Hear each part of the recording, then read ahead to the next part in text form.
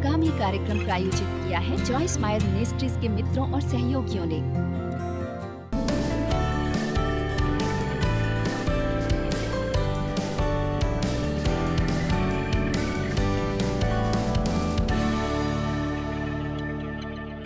मुझे इसमें परमेश्वर की मदद की जरूरत होगी और एकमात्र वही है जो आपको विश्वास दिला सकते हैं कि मैं जो भी कह रही हूँ वो सच है। लेकिन ये मैं आपको अपने आप से बता रही हूँ, साथ ही साथ कई गुना अन्य भी, उनमें से कुछ तो बिल्कुल आज रात यहाँ बैठे जो जीवित सबूत है कि ये परमेश्वर वचन में आपके प्राणों को चंगा करने की शक्ति है और आपको पूरी तरह से एक नए व्यक्ति में बदलने की। आपको किसी भी चीज का शिकार नहीं रहना चाहिए।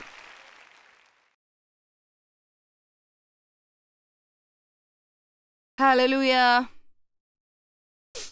ओह, देखो हमारे पास यहाँ क्या है। उम्म, परमेश्वर का प्रेम। मैं हैरान हूं ये मेरे लिए क्या कर सकता है। दोष और शर्म के लिए लो जितनी बार जितनी जरूरत हो, तब तक जब तक सभी लक्षण चले नहीं जाते। यदि आप इसका पुनरावर्तन करते, फिर से लो। मुफ्त असीमित रिफिल्स। वाह, डॉक्टर यीशु। हालेलुया। ओ ओ नम्रता की पूरी बोतल।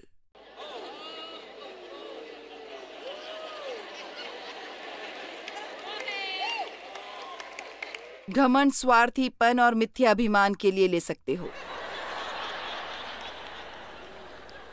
निर्णय और आलोचना के लिए लो। असीमित रिफिल्स। तब तक लेते रहो जब तक सब लक्षण चले नहीं जाते। हाल ही में मुझे इसकी एक ताजा बोतल की जरूरत थी। मैं इस चीज को नियमित आधार पर ले रही पूरे 38 सालों से लगातार। मैं सच्चाई से ये कह रही हूं कि अगर आप सच जानना चाहते हैं, मुझे अभी इसकी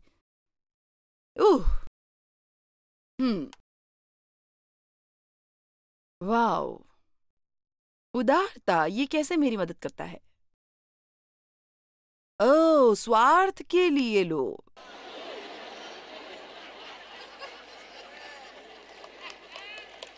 वाओ, बस लेते रहे जब तक सारे लक्षण चले न जाए। क्या आप जानते हैं, मैं बहुत स्वार्थी और आत्मकेंद्रित थी और मेरा पुनर्जन्म हुआ था आत्मा में बपतिस्मा और सेवकाई में, और मैं इतनी स्वार्थी और आत्मकेंद्रित थी और मैं बहुत नाखुश थी और मुझे पता नहीं था मैं क्यों इतनी नाखुश रहती थी और मुझे लगता था कि ये देव का कसूर है। मैंने सोचा ये मेरी सेवकाई बड़ी हो जाए मैं खुश होंगी। मैंने सोचा अगर मेरी पीठ दर्द ठीक हो जाए। मैंने सोचा अगर मेरे पास ज्यादा पैसे हो मैं खुश रहूंगी। अगर मेरे बच्चे अच्छा व्यवहार करें मैं खुश रहूंगी। आइए भी।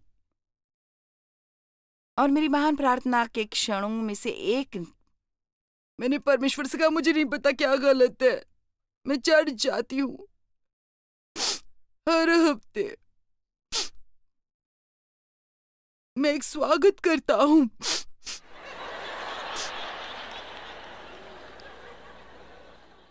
मुझे नहीं पता मैं इतनी नाखुश क्यों रहती हूँ।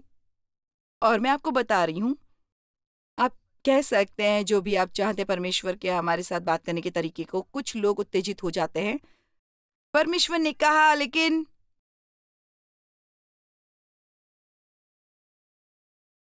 परमेश्वर ने कहा तुम नाखुश हो क्योंकि तुम स्वार्थी हो।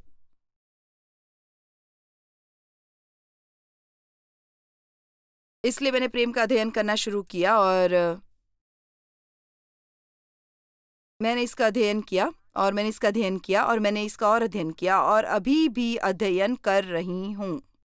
एक उदार व्यक्ति बनना सीखा और जो कर सकते हैं उसे कम ना करे, जितना कर सकते हैं उससे ज्यादा करे और उद्देश्य से करे। और वो दवा की अलमारी बंद करना। इब्रानियों 4। आप अभी भी मेरे साथ हैं? क्या ये किसी के दिमाग से आगे आपकी आत्मा में जा रहा है? क्योंकि परमेश्वर का वचन जीवित और प्रबल है,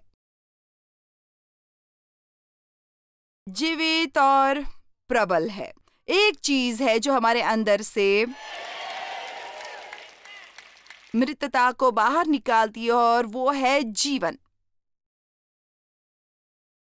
इसे क्रियाशील, सक्रिय, ऊर्जावान और प्रभावित बनाती है और हर एक दो धारी तलवार से भी बहुत चोखा है और जीव और आत्मा को और गांठ गांठ और गूदे गूदे को अलग करके और पार छेदता है और मन की भावनाओं और विचारों को जांचता है। मैं आपसे एक सवाल पूछती हूँ, कभी कभी आप जब टीवी ऑन करते हैं और मैं आपको उपदेश दे रही हूँ सुबह सुबह, क्या आपको कभी ऐसा महसूस होता है जैसे आप पर शल्य क्रिया हो रही हो? आप पर कभी ऐसा लगता है कि आपका ऑपरेशन हो रहा है? वचन मेरे लिए यही करता है। ये सब मुझे चिपचिपा और गंदा सा महसूस नहीं कराता। मैं आपको कुछ बताती हूँ, जब मैंने पहले वास्तव में वचन का अध्ययन शुरू किया, ये बहुत डरावना था क्योंकि सब कुछ जो मैं पढ़ती हूँ, मेरा मतलब है मुझे इन सब से समस्या थी। कोई भी उद्देश्य जो मैं सुनती हूँ मुझे अपनी निंदा लगती। मुझे सजा और निंदा में फर्क नहीं पता था, इसलिए मुझे बहुत बुरा लगता था जब मैं कोई वचन सुनती थी। और तब मैंने एक योजना बनाई, एक शारीरिक योजना। बस कल मैं एक शब्द नहीं सुनूंगी।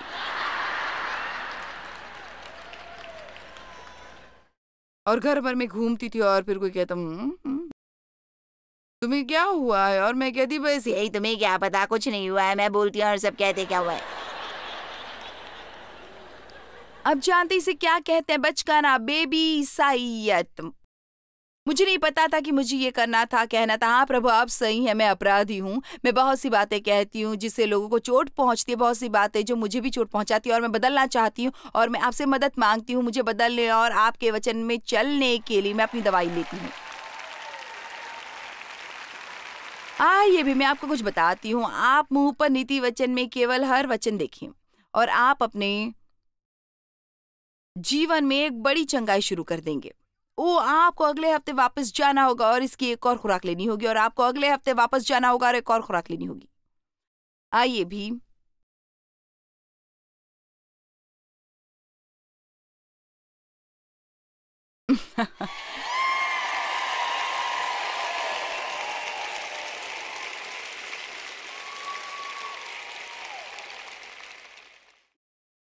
मैंने आज सेशन के दौरान क्या किया? खैर मैं गई और खाया जो मैं एंजॉय करती हूँ, लेकिन तब मैं एक स्टोर पर रुकी और मैंने करीब 7 कपड़े खरीदे अपनी एक दोस्त के लिए। अब मैं आपको ये बताने की कोशिश नहीं कर रही हूँ कि मैं कितनी अच्छी हूँ, लेकिन मैं आपको ये बताने की कोशिश कर रही हूँ कि मैं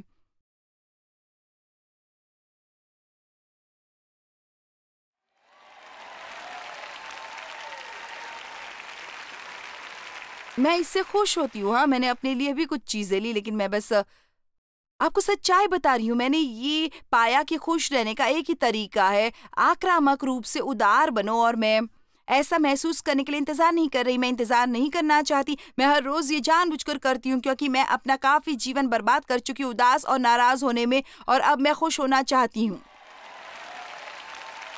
इसलिए मैं हर रोज यहाँ आती हूँ और उदारता का एक बड़ा सा चमचा भर कर लेती हूँ। ओ ये कहाँ गया? ओ ओ ओ मेरे खुदा, वो रहा। सोचा कि मुझे बुक स्टोर जाना चाहिए और कुछ और लेना चाहिए। क्या कोई समझ रहा है जो मैं कह रही हूँ? मैं आपको चैलेंज करती हूँ, अगर आप जानते हैं, अगर आप स्वार्थी हैं तो इसे स्वीकार करें। आप में से कितने जो स्वार्थी हैं? धन्यवाद। आप में से कितने पूर्ण हैं और उन्हें कुछ नहीं चाहिए, जो आज रात में कह रही हूँ?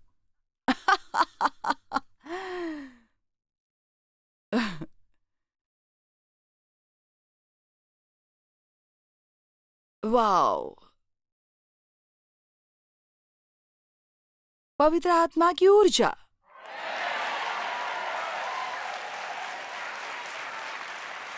आलस के लिए ले जितनी बार जरूरत हो।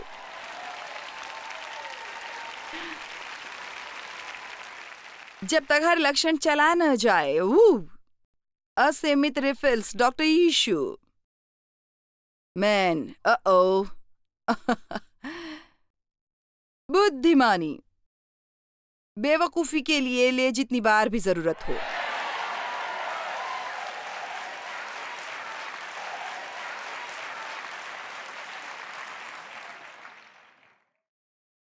माय, आप कैसे एक मसीह हो सकते और ऊबे हुए? अगर आप वास्तव में इस चीज में पूरा दिल लगा देते हैं और आपको एक लक्ष्य मिलता है, मैं बढ़ना चाहता हूं, मैं यीशु जैसा होना चाहता हूं, मैं उसके रूप में पूरी तरह तब्दील होना चाहता हूं, मैं चाहता हूं वो मुझ पर गर्व करे, मैं केवल अपनी राह पाने के लिए नहीं हूं, मैं यहाँ परमेश्वर की सेवा करने के लिए हूं। वो वापस आ रहे हैं मेरे लिए और उनके सामने खड़े होना चाहता हूं अपने जीवन का हिसाब देने के लिए। ये समय अपनी बेबी बॉटल्स, डायपर्स और पेसिफायर्स को छोड़ने का, ये समय है बढ़ने का और परमेश्वर के आदमी और औरत बनने का।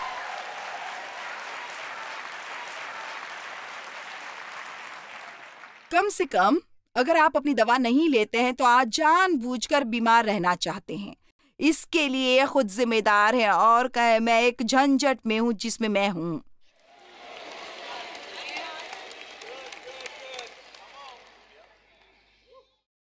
मैं आपको एक उदाहरण देती हूँ। आप जानते हैं, मुझे याद है एक बार डेव और मेरे में बहस हुई और मुझे उस पर इतना गुस्सा आया, मैं तो बस ऐसे ही उसने मेरी भावनाओं को ठेस पहुंचाया। वो मुझे बिल्कुल नहीं समझते। आप घर के किसी कमरे में जाते हैं इसकी बजाय जहां पर वो हैं। अब आप बात नहीं करते, आप सिर्फ भुनभुनाते हैं। आप उनकी पसंद का कुछ नहीं पकाता या उनकी पसंद का नहीं पहनते या कुछ भी, और मैं वहां जा चुकी हूं, ये किया है, अब फिर से ये सब करने में दिलचस्पी नहीं है। और इसलिए मैं अपने ऑफिस में चली गई।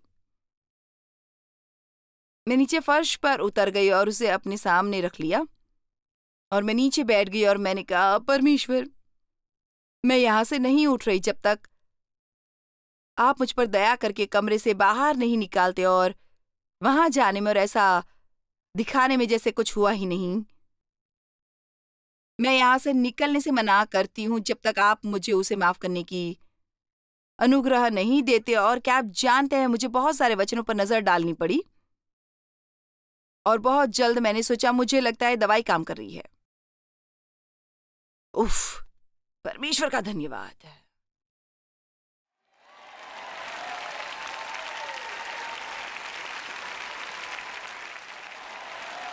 आज रात तुम टीवी पर देखना पसंद करोगे जो तुम चाहते हो, मैं कुछ लेकर आऊं?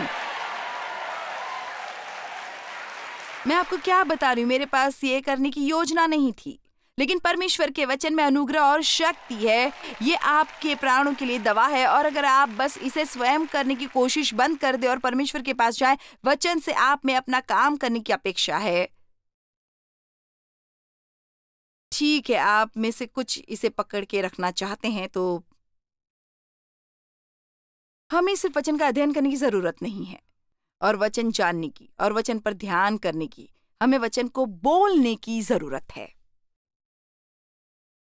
आपको वचन को इतना पर्याप्त जानने की जरूरत है ताकि हम दिन भर परमेश्वर के वचन को ऊंची आवाज में बोलने के काबिल हो। जब आप इसे करने के लिए सही जगह पर हो, परमेश्वर मुझसे प्रेम करते, मेरे पास क्षमा किए गए हैं, मैं आज अच्छी चीजें होने की उम्मीद करता हूं। लेकिन मैंने तुम्हारे लिए होमवर्क किया है पर इसे पर्याप्त नहीं किया है। मैं नहीं जानती क्यों, बस क्योंकि ये आपको भी करना है। देखो, उसने आपके लिए काफी कुछ लिखा है। इस किताब में तो ये छोटी है, मेरा मतलब है आप जानते हैं महिलाओं को अपने पर्स में रखने की आदत होती है। आप भी इसे रख सकते हैं अपनी कार के सीट कवर में और मैं इसे अपनी हर जगह ले जाती हूँ जहां मैं जाती हूँ। गुस्सा, अभिषेक, उत्तेजना, चिंता, अधिकार, समझौता, सामाजिक जिम्मेदारी, कबूल करना, आत्मविश्वास। ठीक से चलो, बस चलते रहो। अपनी गलतियों को मानो। अब मुझे ऐसा लग रहा है कि ये ठीक है। मुझे वास्तव में असुरक्षित लग रहा है, लेकिन मुझे बाहर जाना है, नौकरी के लिए आवेदन करना है और मुझे वास्तव में हर तरह का डर लग रहा है। चलिए देखते हैं। हम्म हम्म, ये रहा। मैं इसे आपके लिए फर्स्ट कन्फेशन में रखती हूँ तो ये है, मैं दृढ़ निश्चयी और आत्मविश्वासी हूँ। मैं डरती नहीं हूँ, मैं निराश हूँ, क्योंकि प्रभु मेरा परमेश्वर मेरे साथ है जहाँ कहीं मैं जाता हूँ।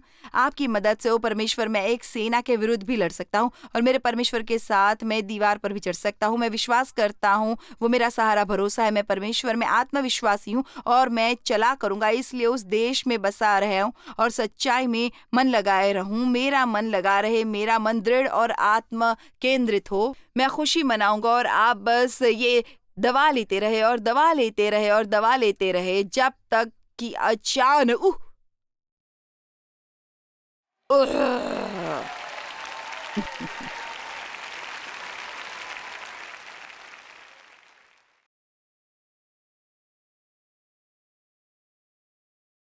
क्या आप मेरे साथ हैं?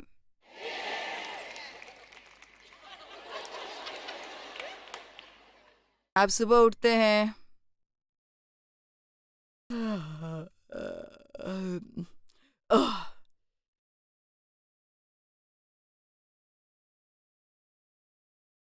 यो यीशु मेरी मदद करे।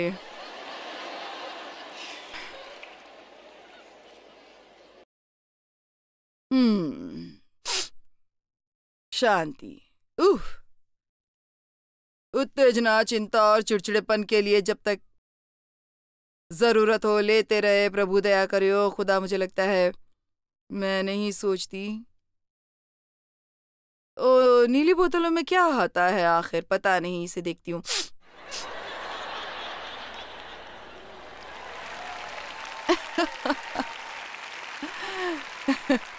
ओ दया, मुझे लगता है ये डी शब्द के लिए, मैं उससे नहीं लेने वाली।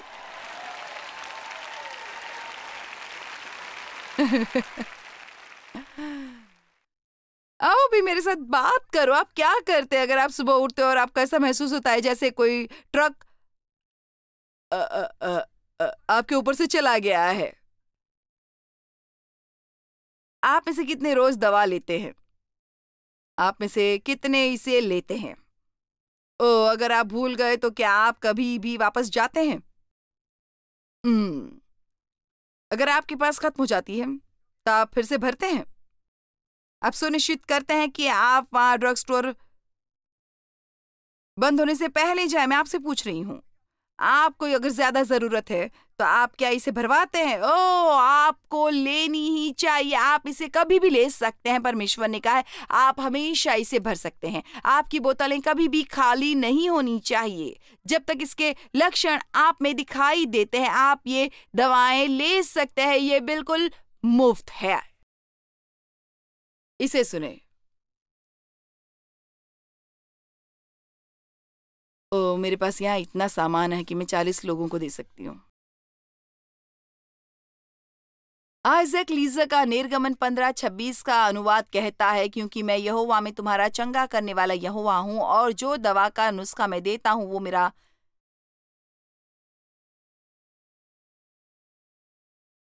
वचन। वचन पर ध्यान करो, वचन को बोलो। मत्ती 7:24।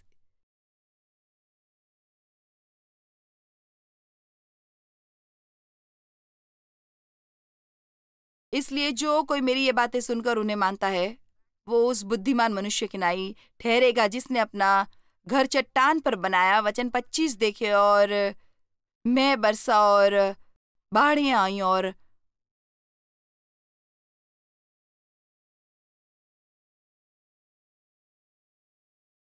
आंधियां चली और उस घर पर टक्करें लगी, परंतु वो नहीं गिरा। हमें थोड़ा भी डरने की जरूरत नहीं है। उस समय में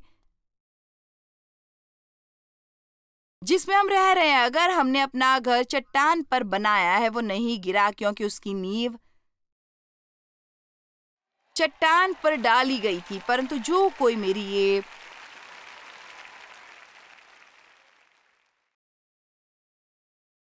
बातें सुनता है और उन पर नहीं चलता तो वो उस निर्बुद्धि मनुष्य की नाई ठहरेगा जिसने अपना घर बालू पर बनाया।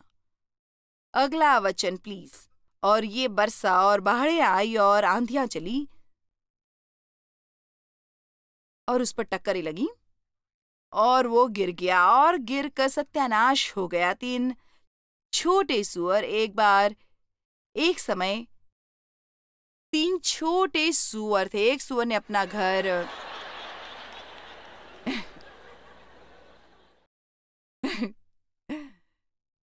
घास फूस से बनाया, जबकि दूसरे ने अपना घर लकड़ियों से बनाया। उन्होंने अपने घर बहुत जल्दी बना लिए, बहुत जल्दी, अंदर और बाहर। 45 मिनट की चर्च सर्विस, उससे ज्यादा रुकना नहीं चाहते। 2 गाने, 15 मिनट का संदेश, मुझे उपदेश दो, मैंने अपना कर्तव्य पूरा किया, चलो मैकडॉनल्ड्स चलना है। उन्होंने जल्दी अपने घर बना लिए और फिर दिन भर उन्होंने नाचना और गाना बजाना किया और वो आलसी थे। तीसरे सुअर ने दिन भर कड़ी मेहनत कर ईंटों से अपना घर बनाया। एक बड़ा बहुत बुरा भेड़िया 2 छोटे सुअरों को देख रहा था जब वे नाच रहे थे, खेल रहे थे, और उसने सोचा कितना रस भरा नरम खाना बनेगा। उसने उन दोनों सुअरों का पीछा किया और वे भागकर अपने घरों में से छिप गए। वहां खराब भेड़िया पहले घर में गया और वो हाँफने और फुसकारने लगा और उसने घर को उड़ा दिया। डरा हुआ छोटा सुअर दूसरे सुअर के घर भागा और वो लकड़ियों का बना हुआ था और बड़ा खराब भेड़िया अब इस घर में आया और वो फुफकार और वो हाँफा और उसने उस घर को उड़ा दिया। अब दोनों छोटे सुअर बहुत डर गए थे और वे भागकर तीसरे सुअर के घर आए जो ईंटों से बना था।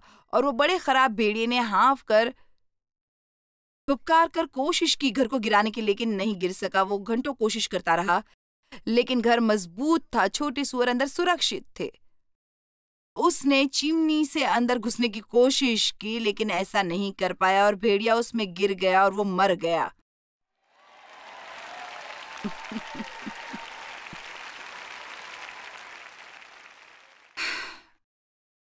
प्रकाशित वाक्य 19।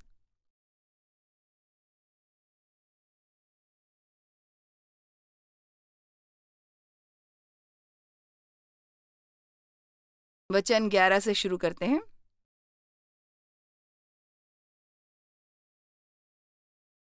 ये मैंने इस सुबह पढ़ा जब मैं अध्ययन कर रही थी और मैंने अपने होटल के कमरे के सामने खड़े होकर जोर से चिल्लाना चाहा। फिर मैंने स्वर्ग को खुला हुआ देखा और देखती हूँ कि एक श्वेत घोड़ा है और उस पर एक सवार है जो विश्वास योग्य और सत्य कहलाता है और वो धर्म के साथ न्याय और लड़ाई करता है। उसकी आंखें आग की ज्वाला है और उसके सिर पर बहुत से राज मुकुट है और उसका एक नाम लिखा था जिसे उसे छोड़कर कोई नहीं जानता, और ये लहू से छिड़का हुआ वस्त्र पहने और उसका नाम परमेश्वर का वचन है। परमेश्वर का वचन, परमेश्वर का वचन। और उसका नाम जीवित परमेश्वर का वचन है। और मसीह परमेश्वर का वचन शरीर बना और हमारे बीच रहा और पवित्र आत्मा ने आदमियों का अभिषेक किया निखलने के लिए, जिसे हम बाइबल कहते हैं, जिससे कभी कोई पीछा नहीं छुड़ा सकता और न नष्ट कर सकता है। उन्होंने इसे लंबे समय तक ताले में बंद रखा। इसे कहा जाता था आदिम युग। हैरानी की बात नहीं है कि उन्हें आदिम युग कहा जाता था क्योंकि उन्होंने संसार की रोशनी को छिपा दिया था, लेकिन जैसा कि परमेश्वर हमेशा करते हैं, वो तोड़ दिया। उन्होंने तोड़ दिया। और मैं आपको बताती हूं कि परमेश्वर एक बार फिर हमारे समाज में तोड़ने वाले हैं, क्योंकि कोई भी परमेश्वर से पीछा नहीं छुड़ा सकता। आप परमेश्वर को वास्तव में स्कूल से निकाल नहीं सकते। आप वास्तव में उन्हें किसी भी चीज से बाहर नहीं रख सकते, क्योंकि हर चीज पर उनका अधिकार है और हर चीज है। और मैंने अपने लिए एक निर्णय ले लिया है, मैं वचन से प्रेम करूंगी, मैं वचन द्वारा जीवित रहूंगी, मैं वचन से खाऊंगी, मैं वचन पर ध्यान करूंगी, मैं वचन का अध्ययन करूंगी। मैं वचन बोलूंगी क्योंकि ये वो दवा है जो मुझे चाहिए मेरे प्राणों के सभी जहरों के लिए, और आपको भी अपने प्राणों में जहर के लिए इसकी सख्त जरूरत है। आइए भी चलिए वचन से प्रेम करने के प्रति वचनबद्ध हो जाए जैसा कभी नहीं हुआ। चलिए भी वचन से प्रेम करने के प्रति वचनबद्ध हो जाएं। जॉयस मायर मिनिस्ट्रीज में आप हमारे लिए बहुत ही कीमती हैं, जितना कि आप जानते हैं। हम आपकी सराहना करते हैं और इस सेविकाई को दुनिया भर में संभव बनाने के लिए हम अपने दोस्तों और सहभागियों को धन्यवाद देते हैं। हम साथ मिलकर भूखों को खाना खिलाते हैं, गरीबों को कपड़े देते हैं और कई देशों में सुसमाचार बांटते हैं। अपना प्रार्थना निवेदन भेजने के लिए कृपया आज ही संपर्क कीजिए। हमारे स्रोतों के बारे में और भी जानिए। जॉयस की सभाओं की सूची देखिए हमारे साथ सहभागी बनने के लिए, क्योंकि हम दुनिया भर में मसीह के प्रेम को बांटते हैं।